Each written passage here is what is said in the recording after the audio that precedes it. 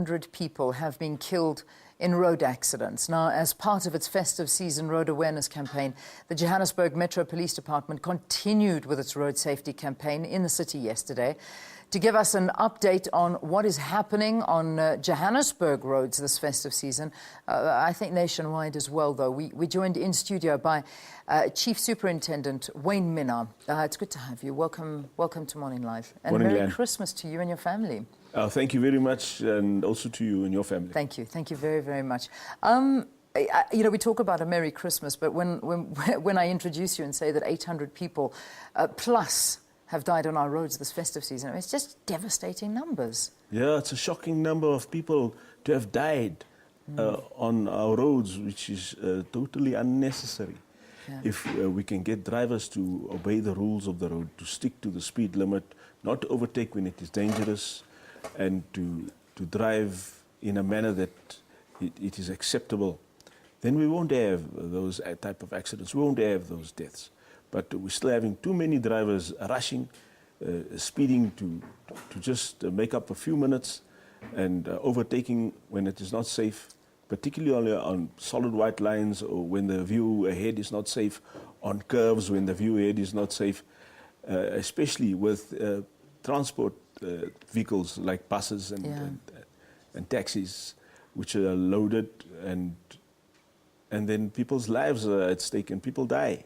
Yeah, you know, that's the reality, is that you take a risk, one risk, and it could land up in a death of many, many people and the suffering of many, many families after that. I mean, I'm not sure what we have to do to educate people more, because, you know, this is something we talk about every single year, and every year the numbers just go higher and higher and higher. It's almost unheard of in other countries around the world to have figures standing at this. Yeah, well, look, I mean, from a law enforcement perspective, it means that we're just going to have to do more. And we're already doing a lot. Since April up until the 21st of December, just in Joburg, 1,760 people were arrested for drunken driving alone. Sure. And the figure is getting higher, so we're going to have to do more. And if people don't listen, well, unfortunately, we're going to have to arrest them, and they're going to have to face the consequences. Yeah, I mean, you know, we talk about figures, and drinking and driving is a massive problem. Are we going to get to a point here in South Africa, and I know we've spoken about it before, where literally it's if you are going to drink, do not drive, end of story. Like, you're not allowed 0.0 level or anything like that. It's a matter of you cannot drink. Total no alcohol. Well, look at the legal limit at this point. It is 0.05 0.05 grams, which is approximately one drink, but very few people drink one drink. No, it's the truth. It's just not heard of. So we're saying don't drink and drive. And if you're going to have a party, or you're going to be socializing, make alternative arrangements, or use a cab. Although there are more and more cab services available these days, and there are a lot of people making use of cab services, but we're still also finding people who are taking chances. Yeah. How has Gauteng been so far? I mean, I'm seeing on my script it's saying that Gauteng has recorded the most road fatalities since the beginning of December. Is this a fact? And another concern is the high pedestrian deaths. And we're finding a lot of people consuming alcohol, particularly at night, and then crossing main roads. One road in particular, which is a problem, is the Golden Highway in Orange Farm, where people cross over to a tavern, and then when they finished at the tavern, go back home under the influence of alcohol, and then their judgment is out. Yeah. They can't judge the speed of a vehicle or the distance of a vehicle accurately. They cross the road, they get knocked and killed. So we want to call on pedestrians to be particularly vigilant at this time of the year, not to cross roads, especially after they've been at a tavern, because then they're going to get bumped over and killed. And we also want to call on motorists to look out for pedestrians at night, because there's a possibility that they have consumed alcohol and that they are going to cross the road in front of the moving vehicle, and they're going to get bumped. So we want to call on motorists to also to look out for these pedestrians at night. Yeah. In terms of having a look at a breakdown of you know, it's difficult to say, but I mean, to try and get to the bottom and get an understanding of what actually is at the root of these high accidents. I mean, are we finding it's normal vehicles? Is it perhaps taxis? Is it pedestrians? Is it where can we almost put the blame? Now, look, there's no doubt that it's human behavior. It's bad driver behavior that is a certainly factor. it is. But what is it predominantly? Where do we see the accidents happening predominantly? With what? Is it speeding mostly? Is it across the board? Yeah, look, it's a combination of factors. It's a combination of ignoring the rules of the road, and that is speeding. That's the number one factor, and then also reckless driving. And also pedestrians taking chances, because pedestrian deaths are nearly 40% of the deaths on our roads. And that is the same in nearly all the provinces. So we are finding people bumping and killing people walking on or crossing roads. But if we had to get our drivers just to take it easy, not to speed, and not to drive dangerously, not to overtake in the face of oncoming traffic, because we're finding a lot of the accidents and deaths because of overtaking in the face of oncoming, or overtaking and taking a chance when the view ahead is not absolutely 100% clear, when there's a curve or when there's a rise, and there's a solid line and people still cross over the line, and then that's when the accidents happen. Yeah. You know, another problem, and you know, it needs to be addressed, the issue of some officers taking bribes.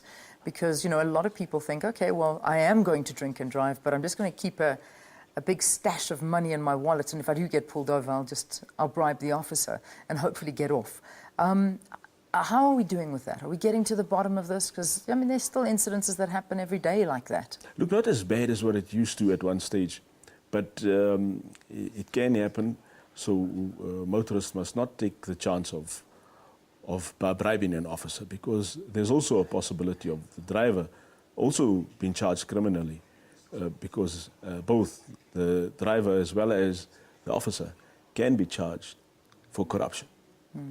And we're finding it not occurring as frequently as it used to happen. Yeah. The big problem at the moment is drivers who are reckless, drivers are taking chances, drivers are speeding, and also forcing the issue when they're tired.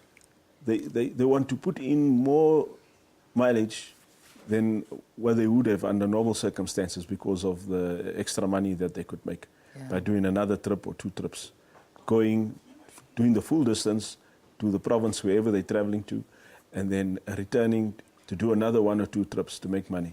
So that also we want to call on, particularly public motor vehicles owners, to stop forcing drivers to drive extra distance or extra trips to make money. Now, before I let you go, we obviously are a couple of days away from New Year's Eve. This is another problem. We talk about drinking and driving. I mean, I think this is probably one of the biggest days of the year where everybody does go out and have a party, and unfortunately, many get behind a wheel and drive. What plans do you have in place? Well, look, there's going to be a lot of officers out, particularly this weekend coming, and then also over the New Year's Eve period. We want to ask people not to abuse fireworks, because there are times that fireworks can be ignited between 7 p.m. and 10 p.m.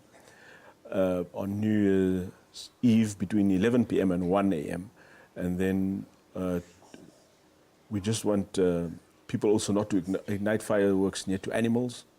They must be conscious of the fact that we also have a lot of problems with stray animals at this time of the year, and animals getting injured, and also that there should be an adult when fireworks are ignited with children, because we also finding children getting injured because of the fireworks. These days, fireworks are big bombs. We also we're not going to be blocking off Hillbrow like we used to in the past, so it's not necessary anymore. People in Hillbrow, I must say, celebrating New Year's Eve differently now. Last year it was really a nice sight to be on Nugget Hill and look over the city on New Year's Eve to see fireworks being lit off, and for that moment at midnight. And it wasn't necessary to block off the roads at all. So that way we're going to be, we won't be needing to block off Hillbrow. Good. We'll be blocking off the roads in Newtown for a concert which will be taking place, that will be given by the city of Joburg. Okay. We're expecting about 10,000 people, so JP Street and Bree Street around the Mary Fitzgerald Square will be blocked off from about 6 p.m. up until 2 a.m. And then we will also have a Wanderers Street blocked off, just off Claim Street in Hillbrow, where there'll be a big church a meeting. And then we will also have the Chinese celebrations, which will be taking place in Commissioner Street. Right. Just off Miriam Makeba Street, Yeah. where we'll be blocking off that road also from about 6 p.m. up until 1 a.m. So there's lots happening this weekend, but I suppose just keeping a vigilant eye and making sure that everybody is safe over this this coming New Year's weekend now, because now we're moving out of the Christmas celebrations and into the New Year celebrations now. So thank you very much. Thanks for being with us. Good luck for the rest of the days ahead. Chief Superintendent Wayne Minnaar, who is the JMPD spokesperson, our guest here on Morning.